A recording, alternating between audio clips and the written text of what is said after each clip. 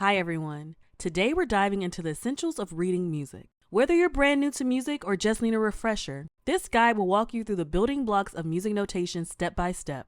Let's get started. Today's lesson, we're going to learn about the music alphabet, the system, clefs, and ledger lines briefly. First up is the music alphabet.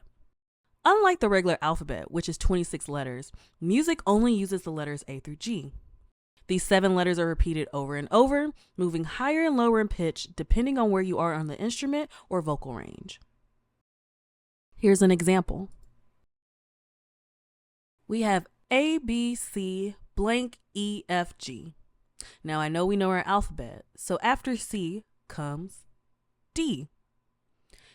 So we have D, E, F, and after G, we start back over at A. You will have to get used to going up and down, meaning forwards and backwards in the alphabet, since we don't just play one single direction in music. Next, let's talk about the music staff. Here we have a staff, or some people call it a stave. This is a set of lines and spaces where notes are placed. You'll notice there are 5 lines and 4 spaces. We know that if we put a note on the line, it is a line note, and if it's in between the lines, it is a space note. Notes placed higher on the staff are higher in pitch, where notes that are lower on the staff are lower in pitch. Here's an example. For number 1, we see that this note is placed in between 2 lines. Therefore, it is a space note. For number 2, we see that it is not in between 2 lines. It is directly on a line. Therefore, it is a line note. And for the last one, we see the same thing where it is not in between 2 lines in the space. It is on that line directly. It is a line note.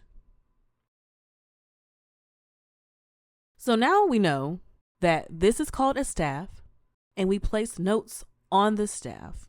The higher it goes, the higher in pitch. The lower it goes, lower in pitch. We know that this note can be a line note or a space note. There are different clefs that tells us which notes correspond to which lines and spaces. The most common clefs are treble clef and bass clef, but sometimes you'll see this other clef called a C clef, which is a movable clef that tells us where the position of middle C is. So now we're going to start putting notes on the staff. To remember what notes go where in treble clef and bass clef, we use a mnemonic. A mnemonic is just a saying or a phrase that we use to remember something. The mnemonic that we use for the treble clef lines is every good boy deserves fudge.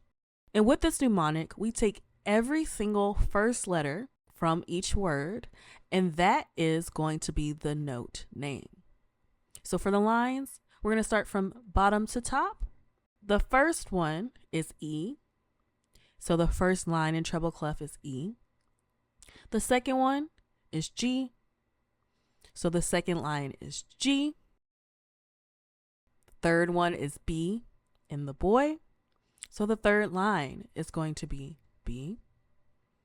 Number 4 is D, deserves. Fourth line is D.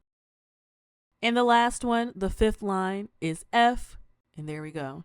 We do the same thing with the spaces. This one's a little bit easier. We don't have a full phrase. We just use the word face. F, starting at the bottom.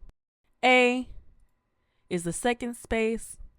C is the third space. And E is the 4th space. When you put them all together, E, F, G, A, B, C, D, E, F. Now let's look into the bass clef. We have the same notes, but they are in different places on this staff. For the lines in bass clef, we use the phrase, good burritos don't fall apart. For the first line is G. The second line is B. The third line is D. The 4th line is F. And the 5th line is A. The bass clef is also called the F clef. If you look in between these 2 dots, there's a line going in the middle. That line will always be F. All right, what about the spaces for bass clef?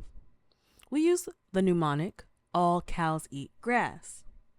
Starting from bottom to top, A is the first space, C is the second, E is the third, and G is the fourth. When we put them all together, we look like this. We're going to start at G because it is our bottom line. G, A, B, C, D, E, F, G, and A. Sometimes we need to go beyond the staff, and that's where ledger lines come in. Ledger lines extend the staff slightly for notes that are higher or lower than the usual range, like middle C. Let's use what we know so far.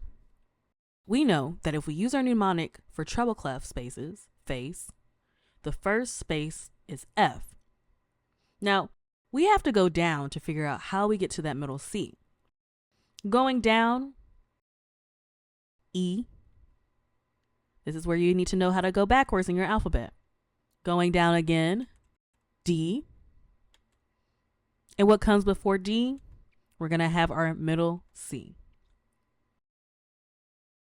Now let's take a look at the bass clef. We know that if we use our mnemonic for bass clef spaces, all cows eat grass, we know that the fourth space is G. Going up this time, the next one is A, because we go to A after G. What comes after A? B, and that sits on top of the line.